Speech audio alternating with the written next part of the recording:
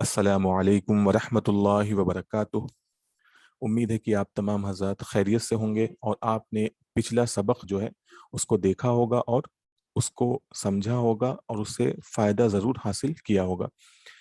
आज का सबक जो है वो पिछले सबक से जुड़ा हुआ है। पिछले सबक के अंदर हमने देखा कि अल्लाह ताला ने बनी इसराइल को मुख्तसर अंदाज में जो दीन की बुनियादें हैं उनकी तरफ बुलाया। अल्लाह ने उनको ईमान की तरफ दावत दी, इसी तरीके से अमल सालेह की तरफ भी दावत दी।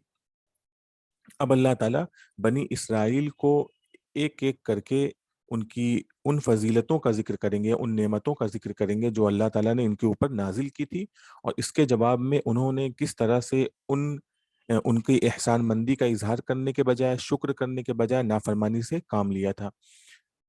अब यहाँ पे सबसे पहले हम लोग एक बात जान लेते हैं आगे बढ़ने से पहले कि बनी इसराइल का जो मसला जो कल भी था आज भी है वो ये कि या यहूद कह लीजिए, इनका मसला जो कल भी था और आज भी है वो ये है कि ये लोग अपने आप को सबसे अफजल समझते हैं। ये अपने आप को दूसरों से अच्छा समझते हैं और दूसरों को अपने से कमतर समझते हैं।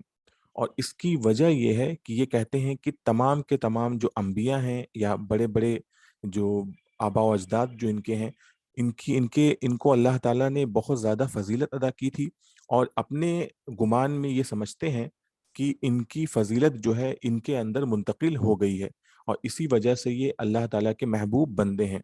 आगे हम जाकर इसको पढ़ेंगे कुछ रुकू के बाद, जहाँ पे अल्लाह ताला फरमाते हैं कि ये कहते हैं कि हम अल्लाह के बेटे हैं, नहनु अब्नाउल्लाहि व अहिब्बाहु, हम अल्लाह के बेटे हैं और अल्लाह के महबूब बंदे हैं। तो चूंकि बनी इसराइल को ये गुमान था कि इनके आबा व अजदाद जो सच में जो नेक थे, जो फजीलत वाले थे, वो इनको बचा लेंगे, दुनिया के अंदर उनकी फजीलत का फायदा उठा ही रहे थे, उनको लगता था कि आखिरत में भी जाकर के हम इनकी फजीलत का फायदा उठा लेंगे। तो अल्लाह ताला ने इनके इसी मसले को एड्रेस किया है बहुत ही तफसील के साथ। अब देखिए, किसी के आबा व अजदाद अगर नेक हो, किसी के आबा व अजदाद के पास बहुत कुछ शोहरत हो, इज्जत हो, तो उसका कुछ ना कुछ फायदा तो बाद वालों को दुनिया में तो जरूर हो जाता है। लेकिन क्या आखिरत में इस अपने आबा व अजदाद का जो काम है वो आपके काम आने वाला है? तो अल्लाह ताला यहाँ पे सबसे पहले एक उसूल बयान करेंगे कि उस दिन को याद करो और उससे डरो, उस दिन से डरो जिस दिन कोई किसी के काम नहीं आएगा। यानी आखिरत में आपके आबा व अजदाद कुछ भी हो, लेकिन अगर आपका अपना अमल दुरुस्त नहीं होगा तो आखिरत में आपको कोई फायदा नहीं पहुंचने वाला है। ये उसूल पहला उसूल है, इस रुकू के शुरू में ही अल्लाह ताला ने जिक्र कर दिया है। फिर अल्लाह ताला उनके जो पिछले आबा व अजदाद पर जो चीजें नाजिल की गई हैं उसका जिक्र करेंगे। अब यहाँ पे देखने वाली बात यह है कि वो कहते थे कि हमारे आबा व अजदाद बड़े बड़े लोग थे। तो अल्लाह ताला ने यहाँ पे जिक्र करने में दो तरह इन इन चीजों को जब जिक्र किया है तो दो तरह से जिक्र किया है। एक तो उन लोगों का जिक्र किया है जिनके ऊपर नेमतें नाजिल की गई और साथ ही साथ उनमें से कुछ वो लोग भी थे उनका भी जिक्र किया है जिन लोगों ने उन नेमतों का इनकार किया, उन नेमतों की नाशुक्री की, नाफरमानियां की। तो अल्लाह ताला बताएंगे कि देखिए, तुम्हारे जो आबा व अजदाद हैं, जो तुम्हारी आबा व अजदाद की जो लेगेसी है वो दो तरह की है। कुछ लोग ऐसे हैं जिनको फजीलत दी गई, जो नेक थे, जो अपने नेक नामी के बाइस अभी भी जाने जाते हैं, अभी भी उनको याद किया जाता है। और कुछ लोग ऐसे थे, यानी उनकी लेगेसी जो थी वो बहुत बुरी है, क्योंकि उनकी लेगेसी जो है वो नाफरमानी है, नाशुक्री करना है, हठधर्मी, जिद दिखाना है। तो अल्लाह ताला उनको बताएंगे कि क्या तुम अपने आबा व अजदाद की किस लेगेसी को आगे बढ़ाना चाहते हो। तो अगर तुम अपने आबा व अजदाद की फजीलत को पाना चाहते हो तो उन लोगों की पैरवी करो जो फजीलत वाले थे और उस फजीलत की जो वजह थी उनकी नेक अमली थी, तो तुम भी उनकी तरह नेक अमली करो। उनकी फजीलत की वजह इताअत थी तो तुम भी इताअत करो। और जो नबी तुम्हारे पास आए हैं किताब लेके, उन नबी को मान लो, उनकी किताब को मान लो और मुसलमान हो जाओ। ये ओवरऑल जो मैसेज है ये पूरा अभी जो चलेगा और आखिर तक जाएगा उसमें यही है। बीच बीच में ऐसा होगा कि आप सल्लल्लाहु अलैहि वसल्लम के ज़माने में जो यहूद थे उनकी वो भी अपने पुराने लोगों की तरह ही थे। यानी अपनी रविश में, अपनी तर्ज अमल में वो उनकी तरह ही थे। यानी वो हठधर्मी दिखाते थे, जिद करते थे, साजिशें करते थे और आप सल्लल्लाहु अलैहि वसल्लम को तरह तरह से तकलीफ पहुंचाने की कोशिश करते थे। तो उनकी जो ये सब रेशा दवानियां हैं, उनको बीच बीच में अल्लाह ताला उनको एड्रेस करेंगे और फिर जिक्र जो है पुरानी उनकी बुराइयों की तरफ चला जाएगा। तो ये पूरा इस पारे के आखिर तक इस तरह से जिक्र जाएगा। तो यानी यहाँ पे बताया जा रहा है, नंबर एक कि बनी इसराइल को बताया जा रहा है कि तुम्हारे आबा व अजदाद जो अच्छे थे, उनकी अच्छाई तुमको क़यामत के दिन फायदा नहीं देगी, बल्कि तुम्हारा जो अमल है तुमको फायदा देगा। नंबर एक की ये बात है। और इसी बात का तस्करा जो है रुकू, जो 8वां रुकू आएगा उसके शुरू में आ जाएगा कि तुमको तुम्हारा अमल ही फायदा देगा, तुम्हारे लोग फायदा नहीं देंगे। फिर अल्लाह ताला उनके आबा व अजदाद को भी डिवाइड कर देंगे कि देखो तुम्हारे आबा व अजदाद जो हैं वो एक जैसे नहीं हैं। तुम कहते हो कि हमारे आबा व अजदाद बड़े हैं, तो तुम दो तरह के लोग हैं, उनकी दो तरह की लेगेसी है। तो तुम किसको फॉलो करना चाहते हो, तुम इस बात का तयन कर लो, इस बात को डिसाइड कर लो। तो बहरहाल, तो आगे हम लोग अब पढ़ते हैं बनी इसराइल का जो तस्करा है वो आगे देखिए। बिस्मिल्लाहिर्रहमानिर्रहीम, आगाज करते हैं अल्लाह के नाम से जो बड़ा मेहरबान नहायत रहम वाला है। या बनी इसराइल अस्कुरू निअमती अल्लती अनअमतु अलैकुम व अन्नी फद्दलतुकुम अलल आलमीन। ए बनी इसराइल, ए इसराइल के बेटों, याद करो मेरी उस नेमत को जो मैंने तुम पर नाजिल की, व अन्नी फद्दलतुकुम, और इस बात को कि मैंने तुमको फजीलत दी, तुमको बरतरी दी, अलल आलमीन, तमाम जहान के लोगों पर। जिस जमाने में इनको फजीलत दी गई यानी खास तौर से नबियों के जमाने में, तो इनको तमाम जहान के लोगों पर फजीलत थी, इस वक्त नहीं है। अब इन नेमतों का जो तस्करा है वो आगे आएगा। बीच में अल्लाह ताला उस उसूल को बयान कर दे रहे हैं कि तुम्हारे जो लोगों को फजीलत दी गई थी, उनका फायदा जो है तुमको यहाँ पे अगरचे मिल रहा है लेकिन आखिरत में मिलने वाला नहीं है। तो उस दिन से डरो जब तुमको इनकी फजीलत फायदा नहीं देगी, बल्कि इनकी पैरवी करना ही तुमको फायदा देगा। जो नेक अमली उन्होंने की तुम भी करो। वत्तकू यौमन ला तजजी नफ्सुन अन नफ्सिन शैआ, उस दिन से डरो जिस दिन कोई शख्स किसी शख्स की तरफ से कुछ भी नहीं देगा। ला तजज़ी नफ्सुन अन नफ्सिन शैया, कोई शख्स किसी शख्स की तरफ से कुछ भी नहीं दे सकेगा। वला युक़बलु मिन्हा शफ़ाअह, और ना उसकी तरफ से सिफारिश कबूल की जाएगी। वला यूख़ज़ु मिन्हा अदल, और ना उसकी तरफ से कोई फिदिया लिया जाएगा। फिदिया मतलब यानी कोई ये कहे कि हमारे अमल लेकर के तुम इनको दो, यानी आप इनको बख्श दीजिए, तो ऐसा कुछ नहीं होगा। वला हुम युनसरून, और ना उनकी मदद की जाएगी। यानी कोई भी ना एक दूसरे की मदद करेंगे लोग, और ना उनकी कोई एक्सटर्नल सोर्स से भी मदद फराहम की जाएगी। अब अल्लाह ताला नेमतों का तस्करा शुरू कर रहे हैं।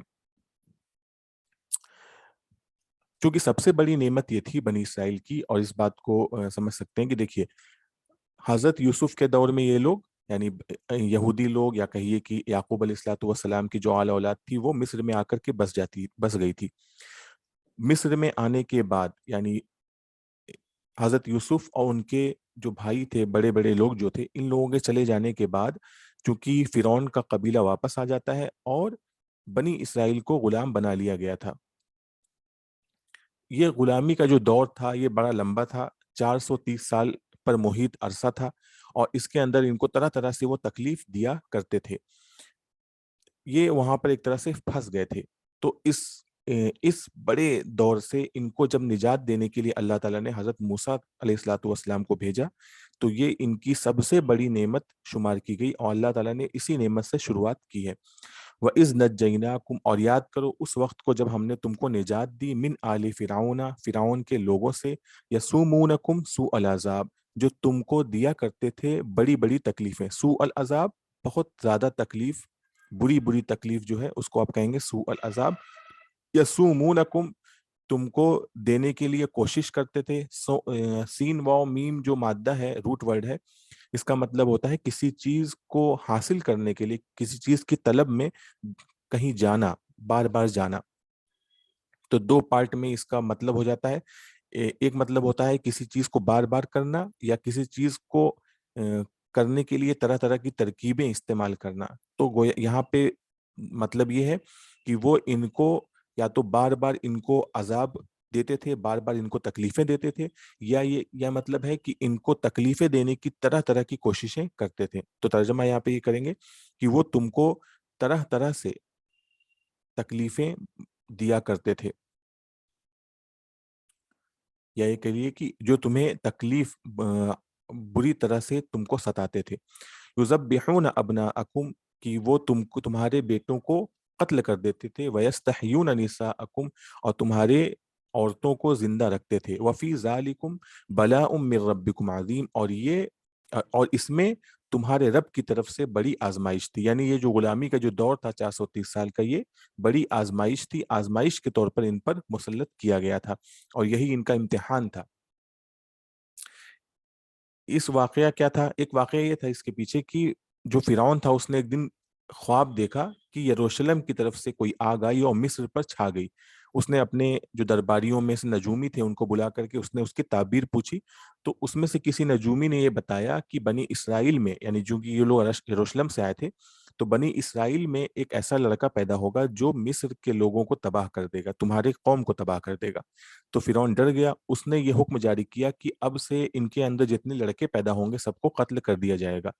لیکن جلد ہی جو کچھ سالوں کے اندر بچے کم ہونے لگے, تو بنی اسرائیل چونکہ ان کی خدمت کیا کرتے تھے تو ان کی خدمت میں کمی ہونا شروع ہوگی. ان کو یہ ڈر ہو گیا کہ آگے ہماری خدمت کرنے والے خدمت گزار لوگ کم ہو جائیں گے. تو انہوں نے فرعون سے آ کر دوبارہ شکایت کی. تو فرعون نے ایک نیا قانون بنایا, یہ کہ 1 سال بچوں کو یعنی لڑکوں کو قتل کیا جائے گا اور 1 سال لڑکوں کو چھوڑ دیا جائے گا. اور اللہ تعالیٰ کی قدرت یہ کہ حضرت ہارون علیہ الصلوۃ والسلام جو ہیں ان کی پیدائش اس سال میں ہوئی جس سال لڑکوں کو بخش دیا گیا تھا, اس سال ان کو قتل نہیں کیا جا رہا تھا. لیکن حضرت موسیٰ علیہ السلام کی جو پیدائش ہوئی ہے وہ اس سال ہوئی جس سال لڑکوں کو قتل کیا جا رہا تھا. تو اللہ تعالیٰ نے ترکیب بتایا, ان کی ماں کو سجھائی ایک ترکیب کہ موسیٰ علیہ السلام کو ایک ٹوکری میں رکھ کے دریائے نیل کے سپرد کر دیں, اور وہ ٹوکری بہتے ہوئے فرعون کے جو محل کے دروازے پہ جا کر رک گئی. اور وہاں پہ حضرت آسیہ جو فرعون کی بیوی تھی وہ بیٹھی ہوئی تھی, انہوں نے اس ٹوکری کو دیکھا, اور آگے جو واقعہ ہے کس طرح سے موسیٰ علیہ السلام کو کی پرورش فرعون کے ہی گھر میں محل کے اندر اللہ تعالیٰ نے کروائی. تو یہ اس کے بعد حضرت موسیٰ علیہ السلام واپس آئے اور انہوں نے ان کو فرعونیوں سے کے چنگل سے بچایا. اسی کا تذکرہ ہو رہا ہے. تو جب یہ فرعون سے بچ کے باہر نکلتے ہیں تو فرعون کے لوگوں کو یہ احساس ہو گیا پھر کہ اگر یہ چلے جائیں گے تو ہمارے کام, ہماری خدمت گزاری کون کرے گا, کیونکہ یہ جو مشکل ترین کام تھے مصر کے یہ بنی اسرائیل کیا کرتے تھے. تو فرعون نے اپنے لشکریوں کے ساتھ ان کا تعاقب کیا, ان کا پیچھا کیا. تو سامنے دریائے کلزم جو تھا وہ بہہ رہا تھا, اور یہ ڈر گئے کیونکہ پیچھے تو دریا تھا اور سامنے دریا تھا اور پیچھے سے فرعون کا لشکر آ رہا تھا. تو بنی اسرائیل ڈر گئے اور حضرت موسیٰ علیہ السلام کو طعن و تشنیع کرنے لگے. تو موسیٰ علیہ السلام کی دعا سے اللہ تعالیٰ نے ان سے فرمایا کہ اپنے عصا کو مارو. تو انہوں نے جب عصا مارا تو جو دریائے کلزم جو تھا وہ 2 حصے میں تقسیم ہو گیا, بیچ میں ایک خشک راستہ نمودار ہو گیا. بنی اسرائیل اس سے پار ہو گئے. جب فرعون کے لشکری اس کے اندر گھسے تو وہ سب کے سب دریا برد ہو گئے. اللہ تعالیٰ فرماتے ہیں کہ وَإِذْ فَرَقْنَا بِكُمُ الْبَحْرَ, اور یاد کرو اس وقت کو کہ جب تمہاری وجہ سے ہم نے دریا کو, سمندر کو پھاڑ دیا. فرقنا, ہم نے دریا کو پھاڑ دیا, 2 حصے میں کر دیا. فَأَنْجَيْنَاكُمْ, تو پھر ہم نے تم کو چھٹکارا دیا, تم کو نجات دی. وَأَغْرَقْنَا آلَ فِرْعَوْنَ, اور فرعونیوں کو ہم نے غرق کر دیا. وَأَنْتُمْ تَنْظُرُونَ, اور تم دیکھ رہے تھے, یعنی تمہارے سامنے, تمہاری نظروں کے سامنے یہ تمام واقعات پیش آئے ہیں. اب یہ لوگ دریا سے پار ہو کر کے سوکھے میں پہنچتے ہیں. اللہ تعالیٰ نے وعدہ کیا تھا موسیٰ علیہ السلام سے کہ جب آپ کو نجات دے دی جائے گی تو آپ 40 دن آ کر کے طور پہ گزاریں گے اور آپ کو شریعت اور توریت دی جائے گی. وَإِذْ وَعَدْنَا مُوسَىٰ 40 لَيْلَةً ثُمَّ اتَّخَذْتُمُ الْعِجْلَ مِن بَعْدِهِ وَأَنْتُمْ ظَالِمُونَ, اور یاد کرو اس وقت کو جب ہم نے موسیٰ سے وعدہ کیا تھا 40 راتوں کا, 40 لیلہ 40 راتوں کا. ثُمَّ اتَّخَذْتُمُ الْعِجْلَ, تو پھر تم نے بچڑے کو بنا لیا, یعنی بچڑے کو معبود بنا لیا.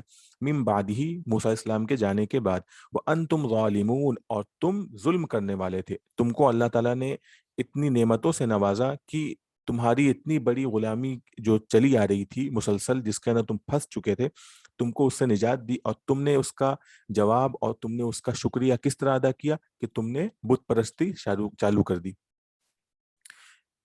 ثم عفونا عنکم، پھر ہم نے تم کو معاف کر دیا، من بعد ذالک، اس حرکت کے بعد بھی، لعلکم تشکرون، تاکہ تم شکر گزار ہو جاؤ گے، تاکہ تم شکر ادا کرو گے۔ یہ بیچ میں اللہ تعالیٰ نے ایک ذکر کر دیا کہ معافی کا، لیکن معافی کیسے ہوئی وہ آگے آ رہی ہے بات۔ ابھی فی الحال اللہ بتاتے ہیں کہ جب موسیٰ علیہ السلام آئے، 40 رات گزارے، تو کیا ہوا؟ وَإِذْ آتَيْنَا مُوسَى الْكِتَابَ وَالْفُرْقَانَ لَعَلَّكُمْ تَهْتَدُونَ، اور یاد کرو اس وقت کو جب ہم نے موسیٰ علیہ السلام کو کتاب اور فرقان یعنی معجزات دیے، لَعَلَّكُمْ تَهْتَدُونَ، تاکہ تم ہدایت پا جاؤ۔ وَإِذْ قَالَ مُوسَىٰ لِقَوْمِهِ يَا قَوْمِ، اب پھر سے اسی بات کا تذکرہ آ رہا ہے کہ انہوں نے بچڑے کو معبود بنا لیا تھا۔ موسیٰ علیہ الصلوۃ والسلام کو اس کی خبر اللہ تعالیٰ نے کوہ طور پر دی کہ تم یہاں پر ہو، تمہارے پیچھے تمہاری قوم بت پرستی میں مبتلا ہو چکی تھی۔ تو موسیٰ علیہ السلام غصے میں آئے اور انہوں نے کیا فرمایا، اور یاد کرو اس وقت کو، وَإِذْ قَالَ مُوسَىٰ لِقَوْمِهِ، جب موسیٰ نے اپنی قوم سے کہا، یا قومی انکم ظلمتم انفسکم، کہ اے میری قوم تم نے اپنے آپ پر ظلم کیا ہے، باتخاذکم العجل، بچڑے کو اپنا معبود بنا کر، فتوبوا الی بارئکم، تو اپنے معبود سے یا اپنے پیدا کرنے والے سے توبہ کرو، فتوبوا الی بارئکم، تو اپنے پیدا کرنے والے سے توبہ کرو، فاقتلوا انفسکم، توبے کی شکل جو تھی وہ اللہ تعالیٰ نے بتائی تھی کہ اپنے آپ کو قتل کرو۔ اپنے آپ کو قتل کرو کا مطلب کیا ہے؟ بنی اسرائیل کو کہا گیا کہ تم اپنے آپ کو قتل کرو، یعنی بنی اسرائیل کے لوگ ہی ان لوگوں کو قتل کریں گے جو بت پرستی کر رہے تھے۔ ذالکم خیر لکم عند باریکم، یہ تمہارے لیے بہتر ہے تمہارے خالق کے نزدیک، باری مانے پیدا کرنے والا۔ فتاب علیکم، تو پھر اللہ نے تم پر تمہاری توبہ قبول کی۔ تاب علی جب ہوتا ہے تو اس کا مطلب ہوتا ہے توبہ قبول کرنا۔ تاب الی آپ دیکھیں گے اس کا مطلب ہوتا ہے توبہ کرنا۔ دیکھیے اسی پیچھے دیکھیے، فتوبو الی باریکم، تم توبہ کرو اپنے خالق سے، اور فتاب علیکم، تو اس خالق نے تم کو معاف کر دیا۔ یہاں توبہ کرو اور اس نے توبہ کو قبول کر لیا۔ انہ هو التواب رحیم، بلا شبہ وہ بڑا توبہ کو قبول کرنے والا اور بڑا رحم کرنے والا ہے۔ اب یہ واقعہ جب ہو گیا تو اس کے بعد جو شریعت اور جو توریت حضرت موسیٰ کو دی گئی تھی، حضرت موسیٰ نے اپنی قوم کے سامنے پیش کی۔ تو اب یہاں پہ تقاضا یہ تھا کہ بھائی اتنا بڑا واقعہ پیش آیا اور ان کی معافی ہو گئی، تو اب تقاضا تو یہی تھا کہ اب ان کو اس شریعت کو مان لینا چاہیے تھا، لیکن یہ بھی وہاں پر اپنی عادت سے باز نہیں آئے۔ تو اب یہ انہوں نے کہا کہ ہم کیسے مان لیں کہ یہ وہی شریعت ہے جو خدا نے دی ہے، ہمیں کیسے پتا؟ تو پھر حضرت موسیٰ علیہ الصلوۃ والسلام نے اپنی بنی اسرائیل میں سے 70 لوگوں کا انتخاب کیا، جو ان کے اندر معتمد لوگ تھے، جن پر ان کو ٹرسٹ تھا، جو بڑے بڑے لوگ مانے جاتے تھے، ان میں 70 لوگوں کا انتخاب کیا، اور ان کو لے کر کے کوہ طور پر پہنچے۔ یہاں پہ انہوں نے اللہ تعالیٰ کے کلام کو خود اپنی کانوں سے سنا۔ ان لوگوں کی بدماشی کیا تھی؟ حالانکہ یہ بڑے لوگ تھے، ان کی بدماشی کیا کہ سننے کے باوجود انہوں نے کہا کہ ہم کیسے مان لیں کہ یہ خدا کا کلام ہے، کوئی اور بھی تو بول سکتا ہے، تو ہم چاہتے ہیں کہ ہم خود اپنی آنکھوں سے، اپنی ان آنکھوں سے ہم اللہ کو دیکھیں، جہرتن یعنی ایک دم کھلم کھلا دیکھنا چاہتے ہیں۔ تو یہ چونکہ بدماشی تھی، یہ اللہ تعالیٰ کی نافرمانی بھی تھی اور ایک طرح سے جرأت تھی، تو اللہ تعالیٰ نے ان کے اوپر ایک بجلی نازل کی، اور جس بجلی نے ان کو جلا کے راکھ کر دیا، یہ ختم ہو گئے، یا تو بے ہوش ہو گئے یا ختم ہو گئے، جو بھی ہوا۔ پھر اس کے بعد اللہ تعالیٰ نے ان کو دوبارہ موسیٰ علیہ السلام کی دعا پر ان کو دوبارہ زندہ کیا۔ تو دیکھیے وَإِذْ قُلْتُمْ، اور جب تم نے کہا کہ اے موسیٰ لن نؤمن لک، ہم نہیں ایمان لائیں گے تم پر، حتی نر اللہ جہرتن، یہاں تک کہ ہم اللہ کو اعلانیہ کھلم کھلا نہ دیکھ لیں، فأخذتکم الصاعقہ، تو ان کو بجلی نے پکڑ لیا، وانتم تنظرون، اور اس حال میں کہ تم دیکھ رہے تھے، ثم بعثناکم، پھر ہم نے تم کو دوبارہ زندہ کیا، من بعد موتکم، تمہاری موت کے بعد۔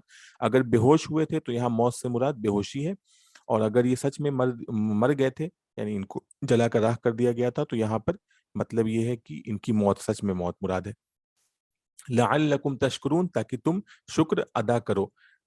اچھا، اس کے بعد کا جو واقعہ ہے وہ آگے آ رہا ہے کہ جب یہ 70 لوگ واپس آتے ہیں تو انہوں نے اپنی قوم کو پوری بات نہیں بتائی بلکہ بات کو گول مول کر کے بتایا، کہ انہوں نے یہ کہا تھا کہ اللہ تعالیٰ نے فرمایا کہ یہ احکامات جو ہیں اس میں سے جو تم چاہو، جو تمہیں آسان لگے وہ کر سکتے ہو، جو مشکل ہو تم اسے چھوڑ سکتے ہو۔ اس کا تذکرہ آگے آنے والا ہے کہ جب ان کی قوم، انہوں نے اپنی قوم سے یہ سب باتیں کی، اور انہوں نے یہ سب حرکتیں جب شروع کی، یعنی عمل نہ کرنا شروع کیا، نافرمانیاں کرنا شروع کی، تو ان کے اوپر کوہ طور کو معلق کر دیا گیا، ان کے سروں پہ پہاڑ کو معلق کر دیا کہ اگر یہ ان تعلیمات کو نہیں مانیں گے تو یہ گر جائے گا۔ آگے اس کا واقعہ آ رہا ہے۔ بہرحال اللہ تعالیٰ بات کو دوسری نعمتوں کی طرف لے جاتے ہیں۔ اب یہ تک واقعہ آ گیا ہے کہ یہ لوگ باہر نکل گئے تھے مصر سے، اور یہ میدان سے گزر رہے تھے۔ تو اب یہ جو واقعہ ہے اس کے بارے میں، یا تو یہ واقعہ جو پیش آنے والا ہے جو آگے ابھی ذکر ہو رہا ہے، یا تو یہ اسی سفر کی بات ہے، یا یہ کہ جب ان سے اللہ تعالیٰ نے کہا تھا کہ تم جہاد کر کے شام، جو ان کا اصلی ٹھکانہ تھا، جہاں پہ پیدائش ہے، جہاں پہ مطلب کہ حضرت ابراہیم علیہ الصلوۃ والسلام بہت دن تک رہے ہیں، تو چونکہ ان کا اصلی ٹھکانہ جو شام ہے، تو یہاں پہ ان کو جانے کو کہا گیا تھا، اور انہوں نے وہاں پہ جانے سے اور وہاں پہ جہاد کرنے سے منع کر دیا تھا، تو ان کے اوپر 40 سال کے لیے میدان تیہ کے اندر ان کو دربدری کی سزا دی گئی تھی۔ تو یہ واقعہ اس وقت کا بھی ہو سکتا ہے، اور یہ اس وقت کا بھی واقعہ ہو سکتا ہے کہ یہ لوگ مصر سے جب باہر نکلے ہیں اور ایک صحرا سے گزر رہے ہیں، اس صحرا کے اندر بھی یہ واقعہ پیش آیا ہو سکتا ہے۔ دونوں واقعے ہو سکتے ہیں۔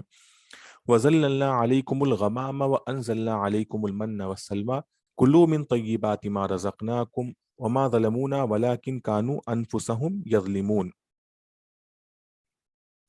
اور ہم نے تم پر بادل کا سایہ کر دیا، وَأَنزَلْنَا عَلَيْكُمُ الْمَنَّ وَالسَّلْوَىٰ، اور ہم نے تم پر نازل کیا من اور سلوہ کو۔ کُلُوا مِن طَيِّبَاتِ مَا رَزَقْنَاكُمْ، کھاؤ ان پاکیزہ چیزوں سے جو ہم نے تم کو دی۔ وَمَا ظَلَمُونَا، اور انہوں نے ہمارے ساتھ کچھ ظلم نہیں کیا، انہوں نے ہمارا کچھ نہیں بگاڑا۔ وَلَٰكِن كَانُوا أَنفُسَهُمْ يَظْلِمُونَ، لیکن وہ اپنے آپ پر ہی ظلم کر رہے تھے۔ اب یہاں پہ دیکھیے کہ جو واقعہ پیش آیا کہ دیکھیے میدان تیہ جو تھا جس سے یہ لوگ گزر رہے تھے، وہاں پہ کھانے پینے کا کوئی سامان نہیں تھا، اور یہ جو سامان لے کے نکلے تھے مصر سے ان کے پاس ختم ہو گیا تھا۔ تو اللہ تعالیٰ، اور اسی طریقے سے میدان تیہ کے اندر کوئی درخت بھی نہیں تھا جہاں پہ رک کر کے یہ سستا لیتے، آرام کر لیتے۔ تو اللہ نے ان کے آرام کے لیے بادل کو متعین کر دیا کہ جہاں جہاں یہ جاتے ان کے اوپر سایہ کیے رہتا تھا۔ اسی طریقے سے کھانے پینے کے لیے من اور سلوہ کو نازل کیا۔ من جو تھا وہ ایک میٹھی چیز تھی جو پتوں پہ جم جاتی تھی، جو پودے ہوتے ہیں نا، ریگستان میں چھوٹے چھوٹے پودے ہوتے ہیں، ان پودوں کے اوپر وہ جم جاتا تھا، میٹھا میٹھا کچھ کوئی بھی چیز تھی جس کے بارے میں ہم کو کیا پتا ہو سکتا ہے۔ اور سلوہ جو ہے، اس کو مفسرین نے یہ کہا ہے کہ یہ بٹیریں تھیں، بٹیر جو ہوتی ہے وہ آ کر کے ان کے پاس آس پاس آ کے ڈھیر ساری بٹیریں پھرتی تھیں، یہ جب چاہتے ان کو آرام سے پکڑ لیتے تھے اور ان کو بھون کے کھاتے تھے۔ تو اللہ تعالیٰ اسی چیز کو نقل کر رہے ہیں۔ تو ان کو کھانے پینے کا ان کا انتظام کر دیا گیا تھا، اور اسی طریقے سے ان کے اوپر بادل کی ٹکڑی کو متعین کر دیا گیا تاکہ یہ سائے میں رہیں۔ اب دیکھیے آگے جو پانی پینے کا جو انتظام تھا، اللہ تعالیٰ نے یہ کیا تھا کہ جب پانی ان کو پیاس لگی اور پانی کا کوئی انتظام نہیں تھا، تو اللہ نے موسیٰ علیہ الصلوۃ والسلام سے کہا کہ تم اپنے عصا کو پتھر پہ مارو تو اس سے چشمے پھوٹ جائیں گے۔ یہ 12 قبیلے تھے تو 12 چشمے پھوٹے، جہاں جہاں ان ایک ایک قبیلے نے سب اپنا اپنا چشمہ لے لیا اور اس سے پانی پیا کرتے تھے یہ لوگ۔ لیکن بیچ میں اللہ تعالیٰ نے ایک اور بات ذکر کر دی ہے کہ جب ان کو کھانے پینے کی چیزیں دی گئی تو یہ اپنی کھانے پینے کی چیزوں سے جلد ہی اکتا گئے اور اللہ تعالیٰ کی نعمتوں کی ناشکری کی، اور انہوں نے کہا کہ ہمیں فلاں فلاں چیزیں چاہیے۔ ان چیزوں کا تذکرہ آگے آ رہا ہے۔ تو ان دو چیزوں کے بیچ میں، یعنی کھانے کی بات ہوئی اور پینے کی بات ہوئی، بیچ میں ان کی اس نافرمانی کا ذکر کر دیا گیا، کیونکہ یہ کھانے سے تعلق رکھتا تھا، ان کی نافرمانی، چونکہ یہ کہہ رہے تھے کہ ہمیں کھانے سے اس کھانے سے بار بار کھانے سے ہم بور ہو چکے ہیں، تو اس کو پہلے ذکر کر دیا گیا، پھر ان کے پانی کا ذکر کیا، اور پھر دوبارہ اسی بات کو ذکر کیا جو انہوں نے حرکت کی تھی دیکھیے وَإِذْ قُلْنَا ادْخُلُوا هَٰذِهِ الْقَرْيَةَ فَكُلُوا مِنْهَا حَيْثُ شِئْتُمْ رَغَدًا، اور یاد کرو اس وقت کو جب ہم نے کہا کہ اس بستی میں داخل ہو جاؤ، فَكُلُوا مِنْهَا حَيْثُ شِئْتُمْ، تو اس میں سے کھاؤ جہاں سے تم چاہو، جی بھر کے، رغدن جی بھر کے، وَادْخُلُوا الْبَابَ سُجَّدًا، اور داخل ہو جاؤ دروازے میں سر جھکائے ہوئے، وَقُولُوا حِطَّةٌ، اور کہتے کہتے جاؤ حتہ یعنی بخشش بخشش کہتے جاؤ، نغفر لکم، تو ہم تمہاری معاف کر دیں گے، خطایاکم، تمہاری غلطیوں کو، وسنزید المحسنین، اور ہم احسان ماننے والوں کا کو بڑھا دیتے ہیں، یعنی احسان مند لوگوں کی ہم نعمتوں کو مزید کر دیتے ہیں۔ جب انہوں نے کہا تھا کہ ہم کھانے پینے سے بور ہو گئے تو اللہ تعالیٰ نے فرمایا کہ اس بستی میں جا کے جہاں سے چاہو جو بھی چاہنا کھانا چاہتے ہو کھا لو۔ فبدل الذین ظلموا، تو اس بستی میں جب انہوں نے داخل ہونے لگے تو فبدل الذین ظلموا، تو ظالموں نے بدل دیا قولا، ایک ایسے بات سے، غیر الذی قیل لہم، جو اس بات کی مخالف تھی جو ان سے کہی گئی تھی۔ ان سے کہا گیا تھا حتہ کہنے کے لیے، انہوں نے اس کو بدل کے کچھ اور بات جو اللہ تعالیٰ کی نافرمانی تھی اس کو کیا۔ فَأَنزَلْنَا عَلَى الَّذِينَ ظَلَمُوا، تو اللہ تعالیٰ نے ظالموں، تو اللہ تعالیٰ فرماتے ہیں کہ ہم نے نازل کیا ظالموں پر رجزم من السماء، آسمان سے عذاب، رجز کہتے ہیں، اور رجز کا بھی لفظ قرآن میں ایک آتا ہے، ان دونوں کا مطلب تقریباً ایک جیسا ہے، رجز اور رجز، یعنی سین اور زے کے ساتھ، اس کا مطلب ہوتا ہے، اس کا مطلب دو مطلب ہوتا ہے، ایک تو وہ چیز جس سے گھن آئے، یعنی جس سے آپ ڈریں، اور ساتھ ساتھ اس سے گھن بھی ہو، اس سے طبیعت کو تنفر پیدا ہو، اور اسی طریقے سے تو عذاب کے لیے اس کو استعمال کیا جاتا ہے، کیونکہ عذاب کی ایک شکل یہ بھی ہوتی ہے کہ آدمی کو بدن کے اندر کوئی چیز بیماری پیدا ہو جائے یا کوئی اور بھی چیزیں پیدا ہو جاتی ہیں، اور ایک رجز جو آسمان سے رجز نازل ہونے کا مطلب کیا ہے، رجز کا جو دوسرا مطلب یہاں مراد ہے وہ یہ کہ ایسی چیز جو چیزوں کو ہلا دے، رجز یہاں پہ وہ مراد ہے، تو رجزم من السماء، آسمان سے عذاب نازل ہوا، تو ظالموں پہ ہم نے آسمان سے عذاب نازل کیا، بما کانوا یفسقون، اس وجہ سے کہ وہ حد سے نکلنے والے تھے، فسق مانے ہوتا ہے حد سے نکل جانا۔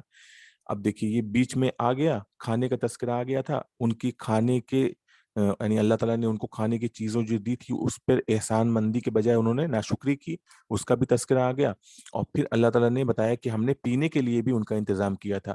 وَإِذِ اسْتَسْقَىٰ مُوسَىٰ لِقَوْمِهِ، اور یاد کرو اس وقت کو جب موسیٰ علیہ السلام نے اپنی قوم کے لیے پانی طلب کیا، پانی کی دعا مانگی، استسقا کہتے ہیں پانی مانگنا، اچھا دعائے استسقا بھی اسی کو کہتے ہیں جس اس کا مطلب یہی ہوتا ہے کہ پانی مانگنے کی دعا۔ فَقُلْنَا اضْرِب بِّعَصَاكَ الْحَجَرَ، تو ہم نے کہا کہ تم اپنے عصا کو پتھر پہ مارو، فقلنا ہم نے کہا کہ مارو اپنی عصا سے پتھر پر، فن فجرت من حسنتا عشرتا عینا، تو اس پتھر سے پھوٹ گئے اسنتا عشرتا 12 چشمے، عینا، قد علم کل اناس مشربہم، تو ہر قبیلے نے جان لیا، مشربہم اپنے گھاٹ کو، اپنے پانی پینے کی جگہ کو، کلو وشربو کھاؤ اور پیو، من رزق اللہ اللہ کی رزق سے، ولا تعثوا فی الارض مفسدین، اور زمین میں فساد پھیلاتے ہوئے نہ پھرو۔ اب وہی بات جو پہلے ذکر کر دی گئی ہے اس بات کو تفصیل سے بتایا جا رہا ہے، وَإِذْ قُلْتُمْ يَا مُوسَىٰ، اور یاد کرو اس وقت کو جب تم نے کہا کہ اے موسیٰ، لن نصبر علی طعام واحد، ہم ایک کھانے پر صبر نہیں کر سکتے، یعنی ہم ایک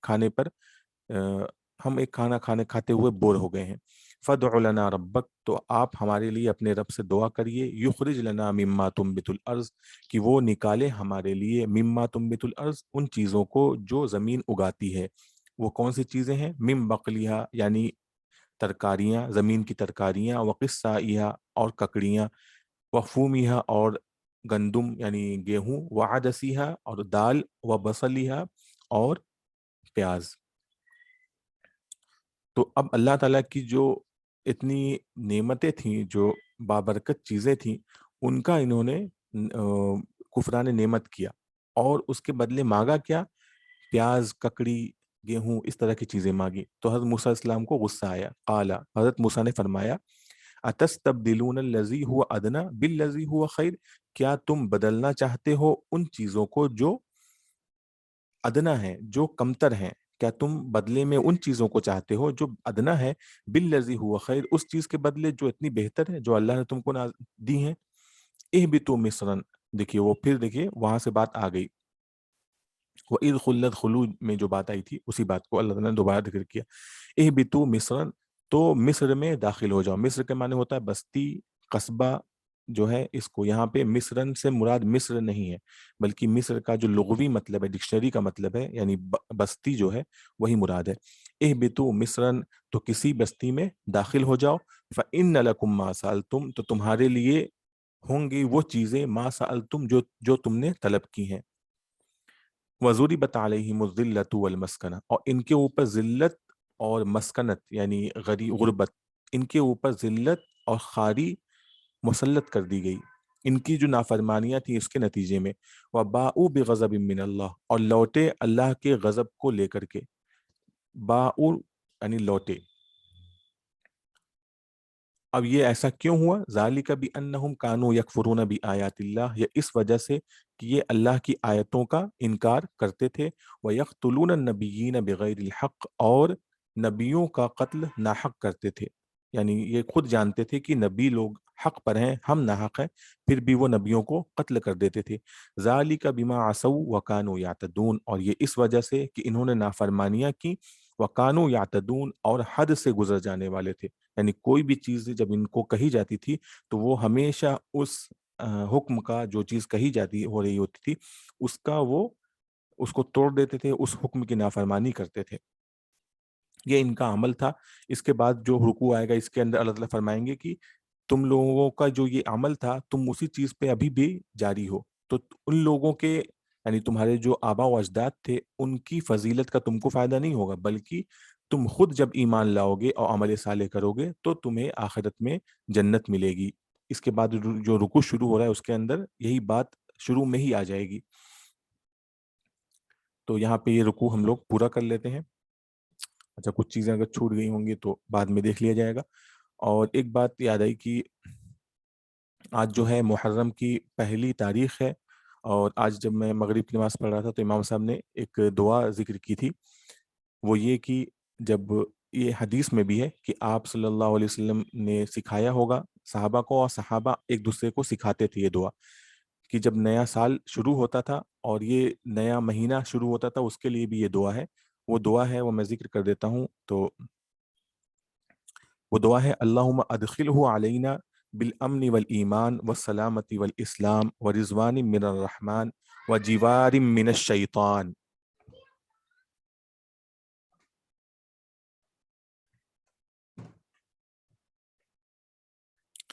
इसका तर्जुमा ये है कि ए अल्लाह हमको,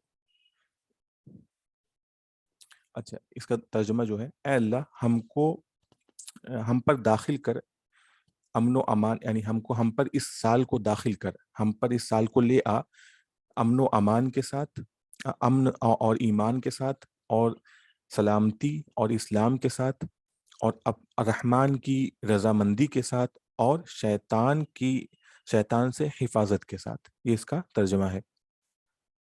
ये बड़ी अच्छी दुआ है। और इसके बारे में बाज़ लोगों ने कहा है कि ये हदीस जो है ज़ईफ है, और कहीं कहीं एक हदीस, दो हदीसें आई हैं, तो चूंकि दो हदीसें हैं तो इसलिए इस पर बहुत से लोगों ने अमल किया है।